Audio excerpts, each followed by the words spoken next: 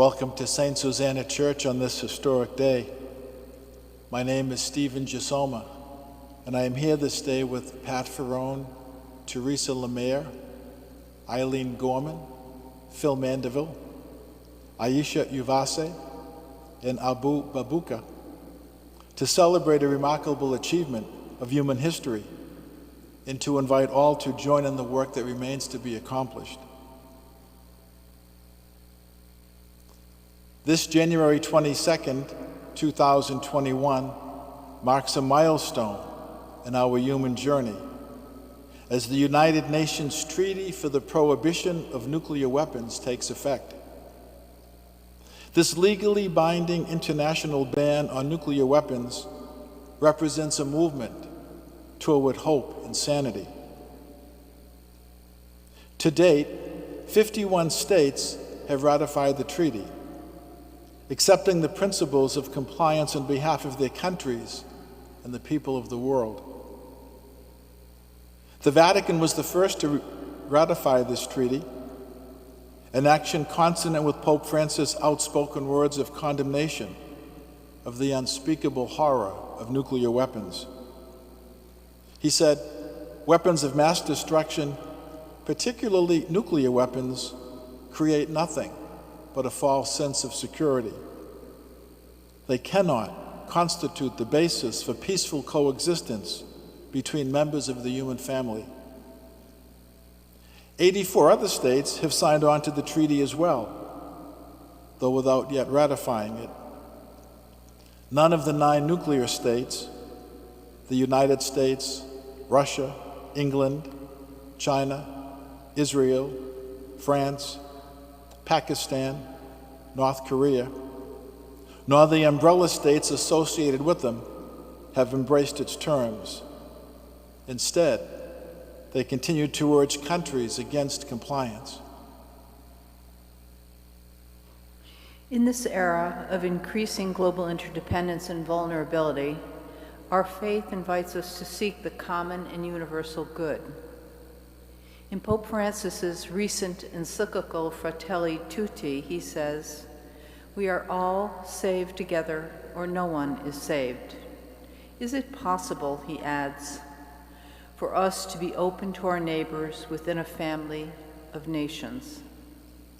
The Pope and we recognize that international cooperation is essential for addressing the COVID-19 pandemic, climate change, the gap between rich and poor, and the universal threat of nuclear weapons. Today, as the treaty enters into force, we, along with Pax Christi USA and other peacemakers, celebrate this milestone and look forward to the day when all the nations of the world, including the nuclear-armed nations, will ratify this treaty and at last and forever abolish nuclear weapons. As part of our program, we'd like to show you a couple of videos that will be of interest to you. One is from ICAN, which is the International Campaign to Abolish Nuclear Weapons. This organization has worked tirelessly on behalf of the abolishment, and they try to stigmatize, prohibit, and eliminate nuclear weapons. They are the recipient of the Nobel Peace Prize for all their work. The second video is of Dr. Ira Helfand on what would be the consequences if a nuclear bomb was dropped on Boston. He too is a winner of the Nobel Peace Prize, along with others, for the creation of the U.S. affiliate of the International Physicians for the Prevention of Nuclear War.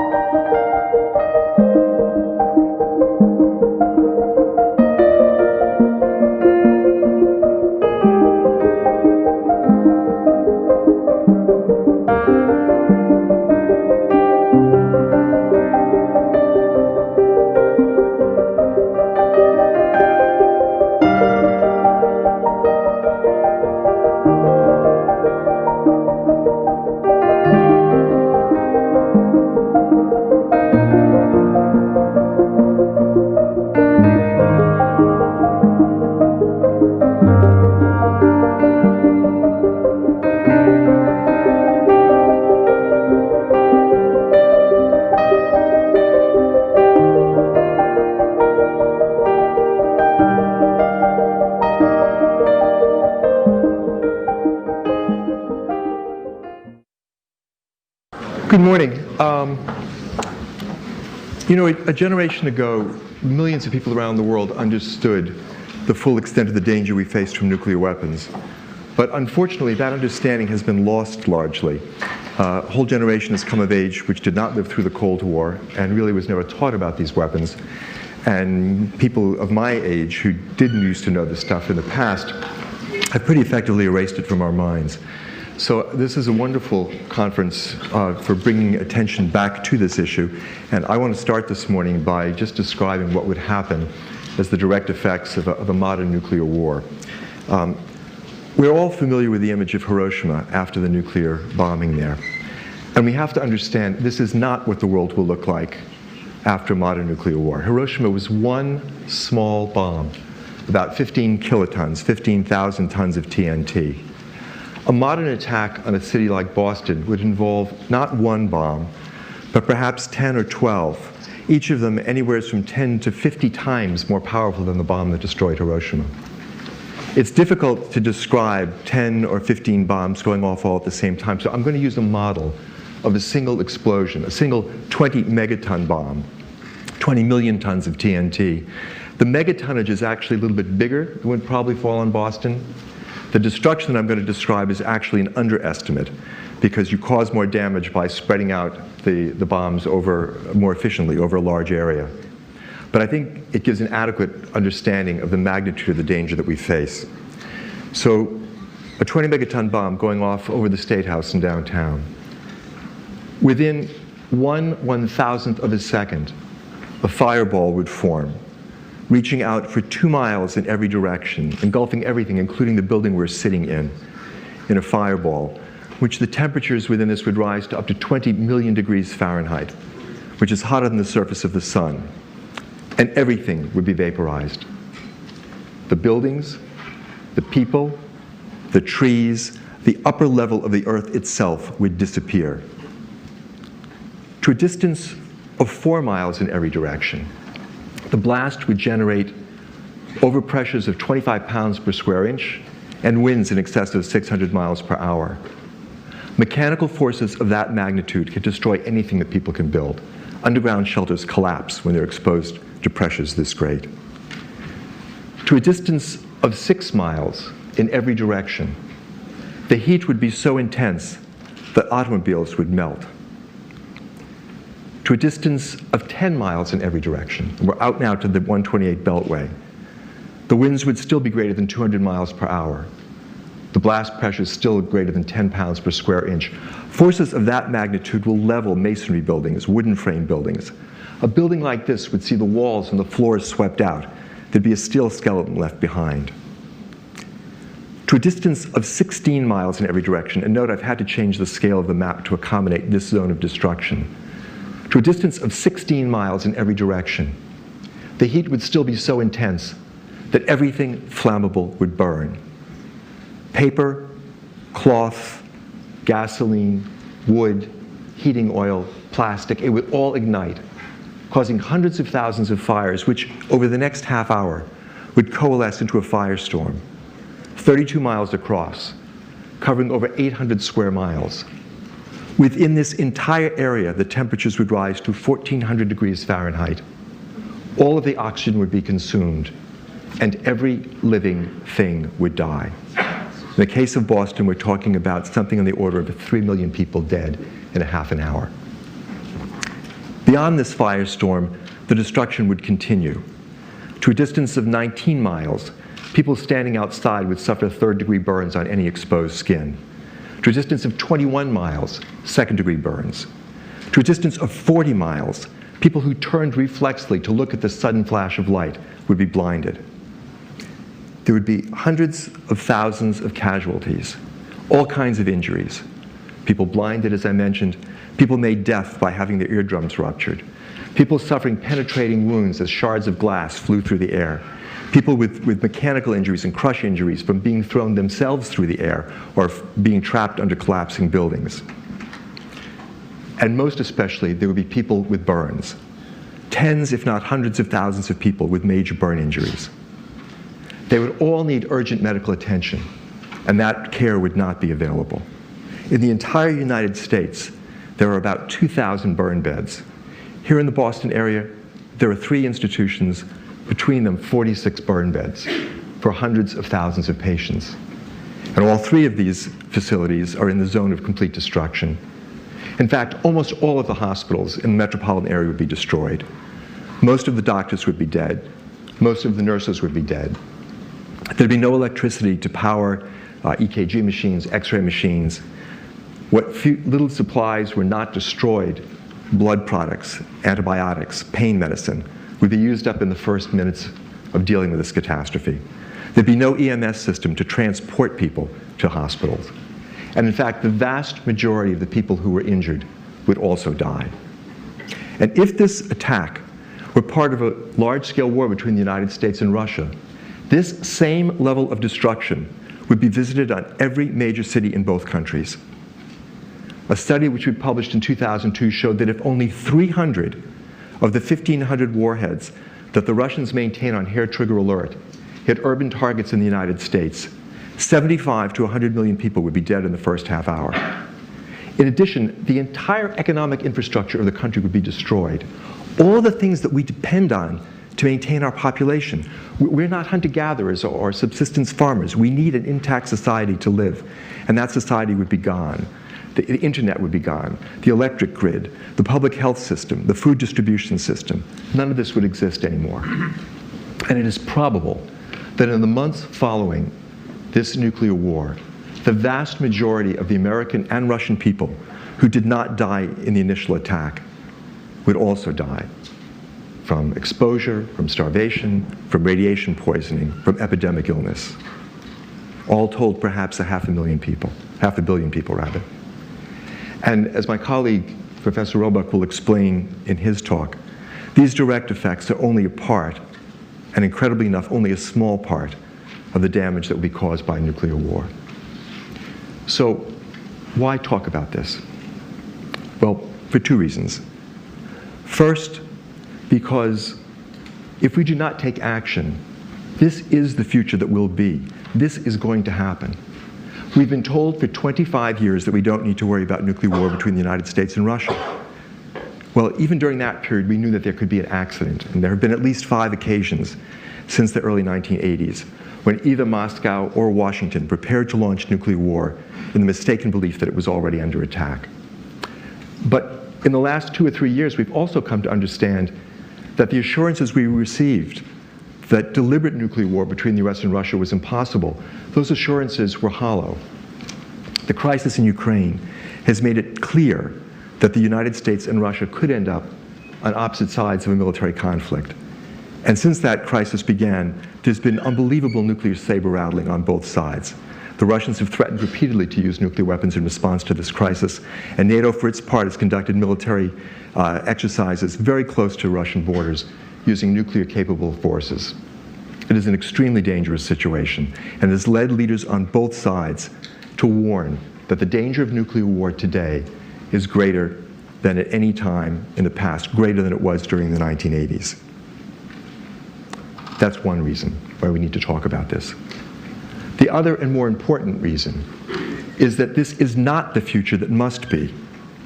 We don't have to go down this route. Nuclear weapons are not a force of nature. They're not an act of God. We've built them with our own hands, and we know how to take them apart. All that has been missing is the political will to do this. And fortunately, over the last few years, a new, powerful international movement has developed, calling for the stigmatization, prohibition, and abolition of nuclear weapons. It's led, by the countries which do not currently have nuclear weapons, the non-nuclear weapons states, which have come to understand that they cannot rely on the United States and the other nuclear powers to meet their obligations under Article 6 of the NPT, that they, the non-nuclear weapons states, have to provide leadership. They've come together in a series of 3 very important intergovernmental conferences, the last of which was attended by 158 nations. Government conferences to discuss just this kind of information. What is going to happen if there actually is a nuclear war? And all 3 of these conferences have concluded with the obvious understanding that these weapons must be eliminated before they're used.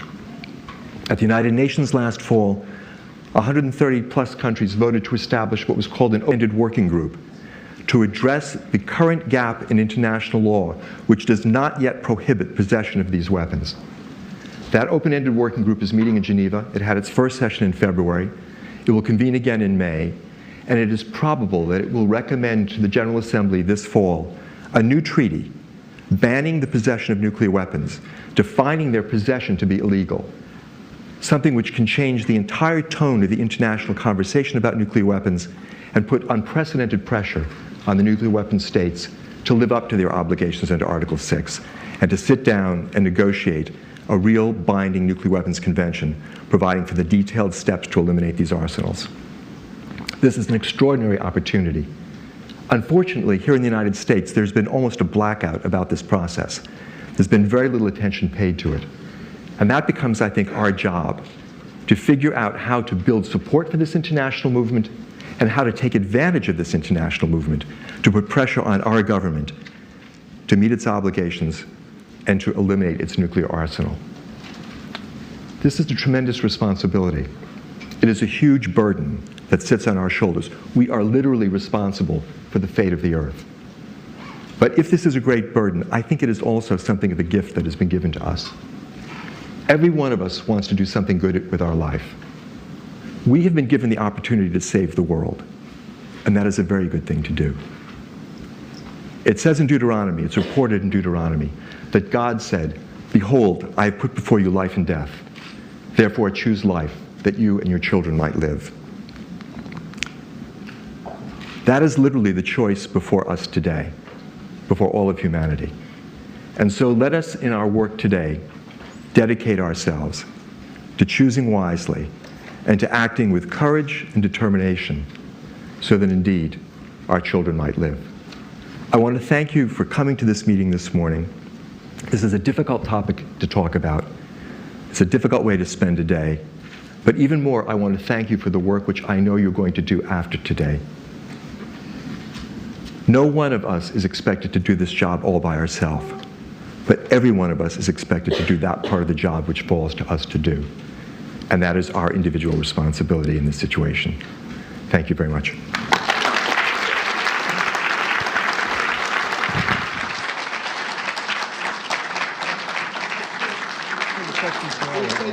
We'll take a couple of questions right now, and then we can have more questions later on. There's two mics there, if you can go up to the mic.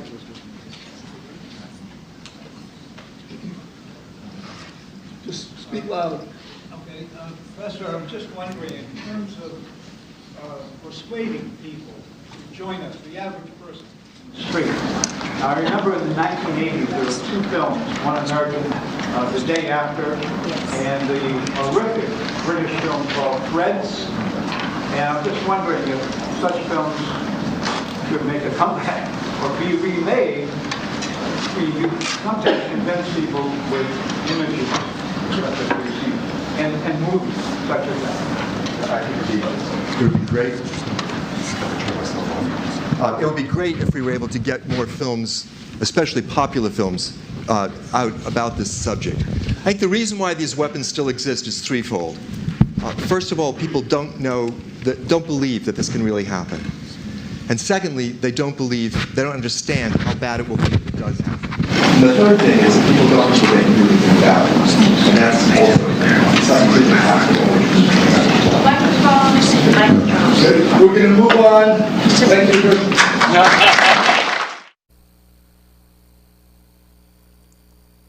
We offer heartfelt thanks to all who work to resist all that diminishes the lives of the human community and to save this earth, our common home.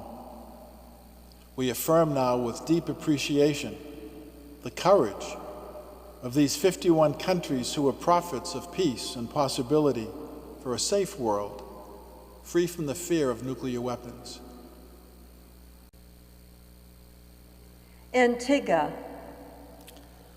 Austria, Bangladesh, Belize, Benin, Bolivia, Botswana, Cook Islands, Costa Rica, Cuba, Dominica, Ecuador, El Salvador, Fiji, Gambia, Guyana, Holy See, Honduras, Ireland, Jamaica, Kazakhstan, Kiribati, Leo People's Democratic Republic, Lesotho, Malaysia, Maldives, Malta, Mexico, Namibia, Nauru, New Zealand, Nicaragua, Niue, Palau, Panama, Paraguay, St. Kitts and Nevis, St. Lucia, St. Vincent and Grenadines, Samoa, San Marino, South Africa, State of Palestine, Thailand, Trinidad and Tobago, Tuvalu, Uruguay, Vanuatu, Venezuela, Vietnam,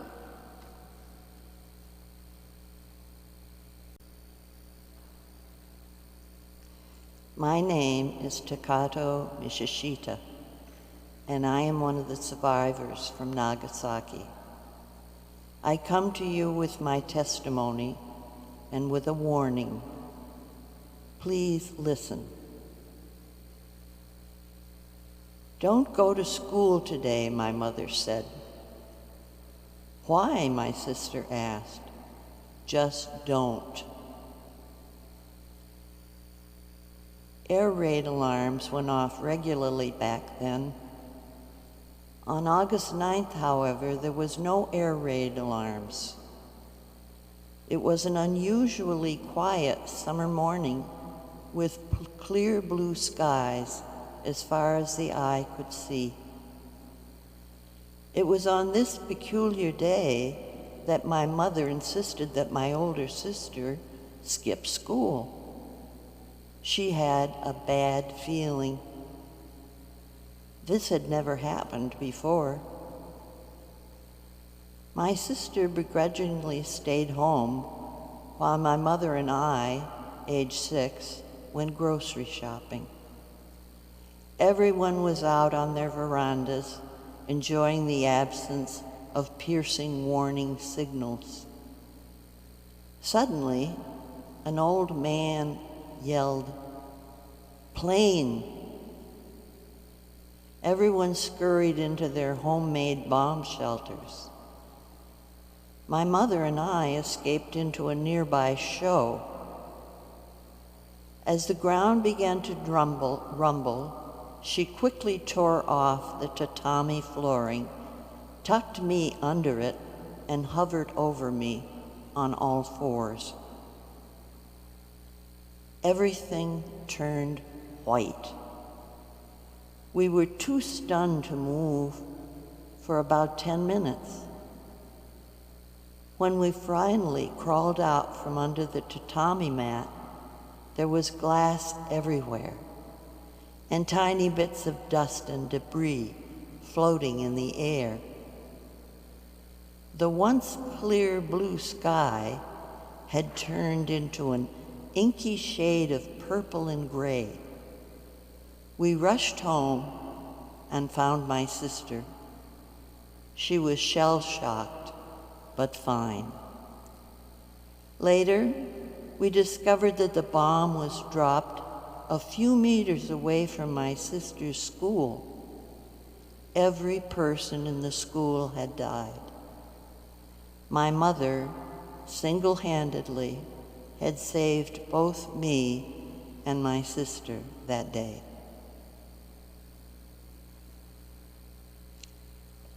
Now that I have reached old age, please permit me to speak to the young of the world.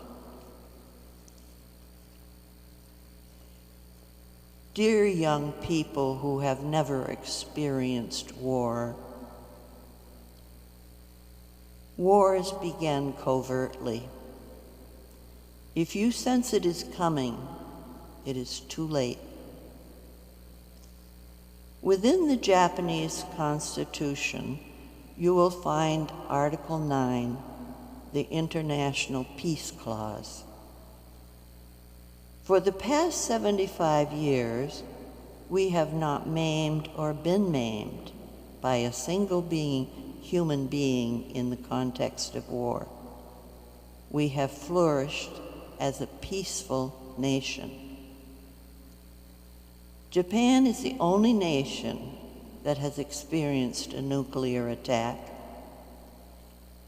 We must assert with far more urgency that nuclear weapons cannot coexist with mankind.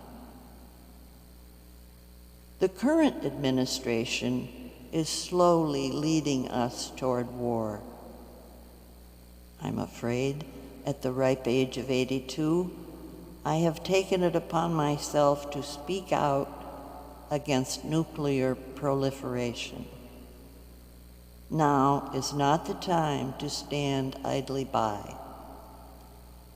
Average citizens are the primary victims of war always.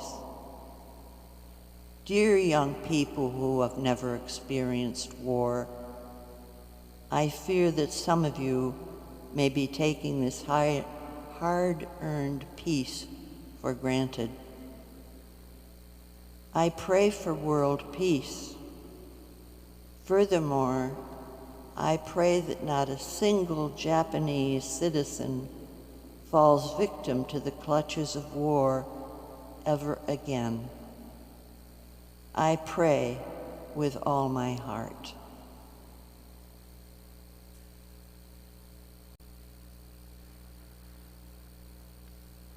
We call on the U.S. bishops, priests and deacons, women and men religious, and lay people throughout the U.S. Catholic Church to visibly observe in our dioceses, parishes, universities, and schools the entry into force of the new treaty on the prohibition of nuclear weapons, with public calls for action, the offering of prayers, and legislative advocacy. The month following the entry into force on January 2nd, today, can be used as a time of education and reflection, addressing the treaty and Catholic social teachings on nuclear abolition through sermons and discussion groups, webinars, lesson plans, prayers of the faithful, and more. Pax Christi USA is ready to help with these resources. On this historic day, we join with Pope Francis in our conviction that a world without nuclear weapons is both possible and necessary. And we extend our gratitude to the nations who have demonstrated such leadership in ratifying this treaty.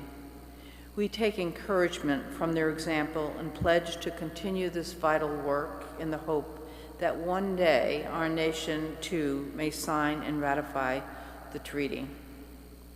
May we become prophets of peace who resist all that diminishes the human community and who work to save our common home, this God-given, beautiful earth.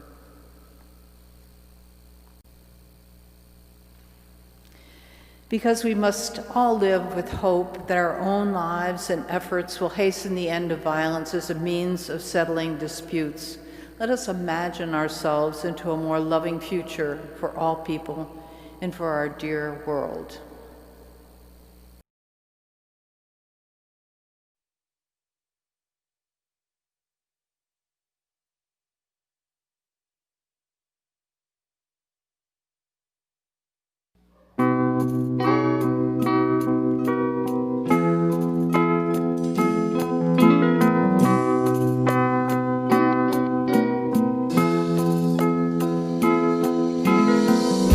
Imagine there's no heaven. It's easy if you try. No hell below us, above us only sky. Imagine all the people living for today. Imagine there's no countries. It isn't hard to do. Nothing to kill or die for, and no religion too. Imagine all the people living life in peace. You might say I'm a dreamer, but I'm not the only one. Hope someday you'll join us, and the world will live as one.